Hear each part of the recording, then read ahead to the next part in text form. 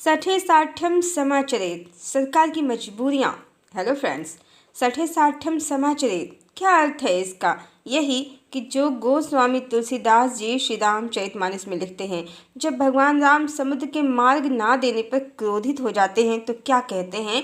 ये गोस्वामी तुलसीदास जी लिखते हैं, सठ सन विनय कुटिल सन प्रीति सहज कृपन सन सुंदर नीति। मतलब स्पष्ट है, सठ व्यक्ति दुष्ट व्यक्ति के साथ, कुटिल व्यक्ति के साथ, कृपण यानी संकीर्ण मानसिकता के व्यक्ति के साथ विनय और प्रीति से काम नहीं चलेगा। सठे साठम समाचरित की नीति अपनानी ही पड़ेगी।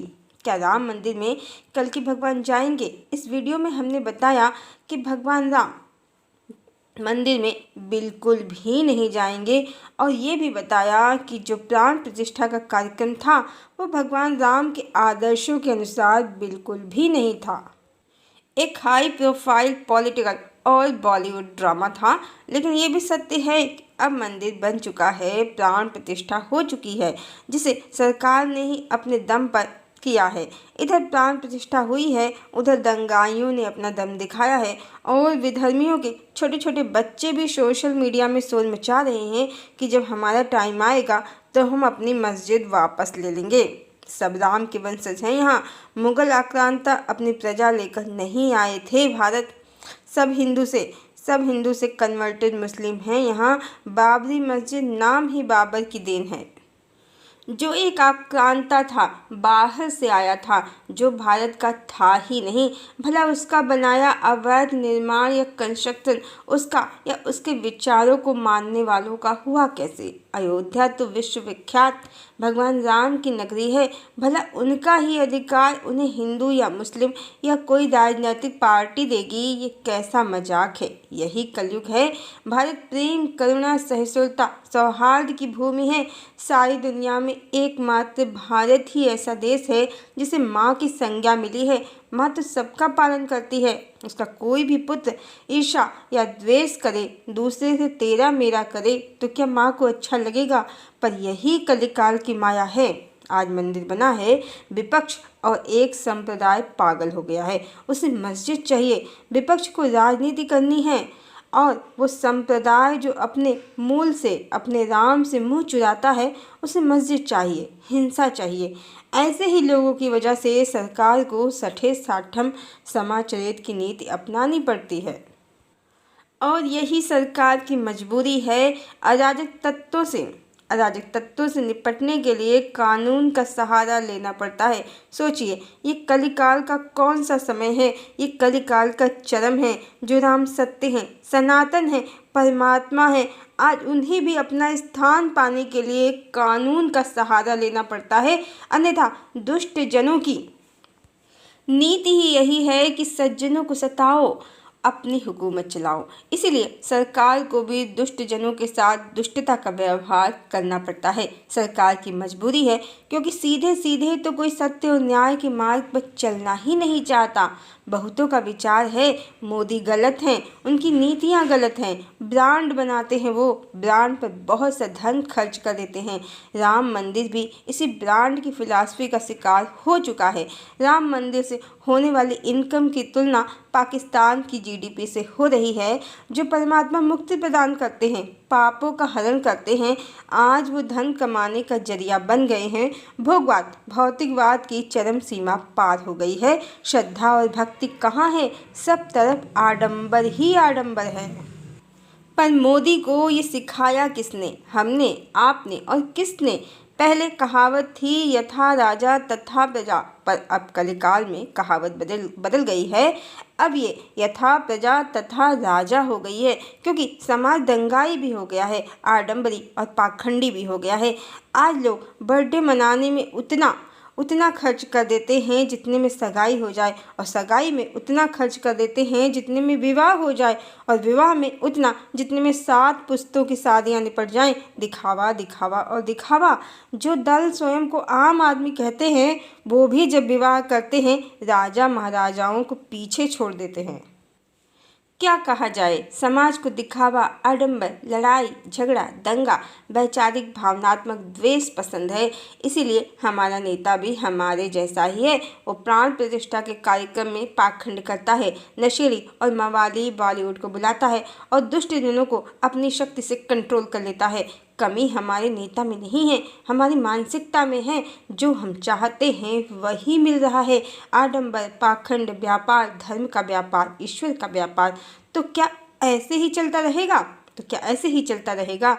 नहीं, बिल्कुल नहीं। परिवर्तन समय की मांग है। काल चक्र बदल नहीं रहा है, बल्कि अब काल चक्र महाकाल के हाथ में है। काल चक्र बदल गया है। भगवान सशरीर धरा पर हैं और वो लगभग 40 ईयर्स के हो गए हैं इस समय। और आज से 40 साल पहले उनके गुरुदेव ने पहले ही आकर गायत्री मंत्र, वैदिक जीवन पद्धति का अखंड दीपक जला दिया है, बहुतों की चेतना को जगा दिया है। जी हाँ, गायत्री के प्रणेता पंडित श्री राम शर्मा आचार्य वर्तमान युग के विश्वामित्र साक्षात महाकाल ही हैं। उन्होंने इस कलिकाल में बहुत पहले ही बता दिया था 21वीं सदी उज्जवल भविष्य। और उन्होंने एक नारा दिया था, हम सुधरेंगे युग सुधरेगा, हम बदलेंगे युग बदलेगा। बहुतों को उन्होंने इस मंत्र से बदला भी, बहुतों का उद्धार किया। पर अब जैसा कि वो समय आ गया है जहाँ से नया युग प्रारंभ होगा, अब बहुत तेज़ी से धरती की ऊर्जा शिफ्ट होगी, पोल शिफ्ट की स्पीड भी बढ़ेगी, एनर्जी शिफ्ट की स्पीड भी बढ़ेगी। और इसी के साथ जो निगेटिव एनर्जीज हैं, ईर्ष्या, द्वेष, अहंकार, काम, क्रोध, लोभ, मोह से भरी हैं, दुर्गुणों से भरी हैं, वो धरती से एग्जिट कर दी जाएंगी। इस कलिकाल में लोग भगवान भगवान तो बहुत करते हैं, कंठी माला सब करते हैं, पर अंदर से भगवान को मानते नहीं हैं। ईश्वर का अस्तित्व है ये स्वीकारते नहीं हैं। और इसी कारण डरना चाहिए ईश्वर की न्याय प्रणाली से, उसके विधान से, पर डरते कानून से हैं। जैसा कि स्वयं परमात्मा की संपूर्ण धरा है, पर उनका ही स्थान पाने को उन्हें एक लंबी कानूनी लड़ाई से गुजरना पड़ा। ये कलिकाल है, इसीलिए ईश्वर से नहीं, लोग कानून से डरते हैं। पर कानून तो अंधा है, वो कभी सही न्याय करता है, कभी नहीं। पर परमात्मा अंधे नहीं है। जहाँ घोर अंधियारा है वहाँ भी उनकी संपूर्ण दृष्टि है। इसीलिए नए युग में कहें या डिवाइन एरा, सतयुग में वही आत्माएं, वही एनर्जीज प्रवेश कर पाएंगी जिनका हृदय निर्मल है, जो संत हैं, जो ईर्ष्या, द्वेष, हिंसा, दुर्भावना से मुक्त हैं, जो परमात्मा और प्रेम की भाषा समझती हैं, जिन्हें कानून के हथकंडों की आवश्यकता ही नहीं है। इस तरह नए युग में ना तो राजनीतिक पार्टियां होंगी, न दुष्ट जन और न अंधा कानून। मात्र और मात्र सदात्माएं, पवित्र आत्माएं, डिवाइन सोल्स ही डिवाइन एरा में प्रवेश करेंगी, जिसके लिए संत रविदास ने कहा भी है कि संत राज होगा सतयुग में, तब सतयुग दर्शन आएगा, संत राज सुख बरसाएगा।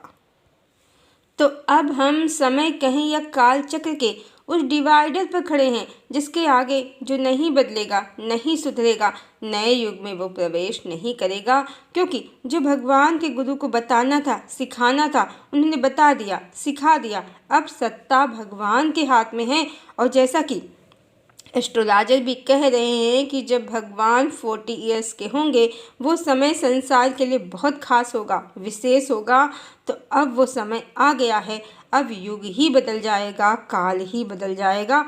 और बदले हुए काल में, बदले हुए युग में, बदली हुई एनर्जीज में प्रवेश वही करेगा जो बदली हुई एनर्जी, डिवाइन एनर्जी के साथ स्वयं को बदल पाएगा, स्वयं की डिवाइन एनर्जी को राइज कर पाएगा, हाई कर पाएगा। अब वो समय आ गया है जब हम बदलेंगे। युग बदलेगा नहीं, बल्कि युग बदल गया है। जो नहीं बदलेगा वो नए युग में प्रवेश ही नहीं करेगा। संसार चक्र इस धरा के संसार चक्र से बाहर होगा। क्योंकि परमात्मा की कार्यप्रणाली राजनेताओं से सर्वथा अलग है। वो सरकारों की तरह सठे साठ्यम समाचरित नहीं करेंगे, सठ को समाप्त ही कर देंगे। जैसा त्रेता में राम रावण युद्ध में हुआ था, रावण का कुल सहित नाश हुआ था, और द्वापर में कौरवों का कुल सहित नाश हुआ था, महाभारत जिसे दुनिया कहती है। अब हम वहीं फिर से आ गए हैं, अति हो गई है, इसलिए आसुरी शक्तियों का अंत होगा। परमात्मा का सुदर्शन चल चुका है। जिनकी अंतर्दृष्टि जागृत है वो इसे आसानी से समझ सकते हैं। बाकी लोगों के लिए युग बदलना जोर का झटका जैसा या शतरंज की बाजी पलट जाने जैसा ही होगा। हरिओम।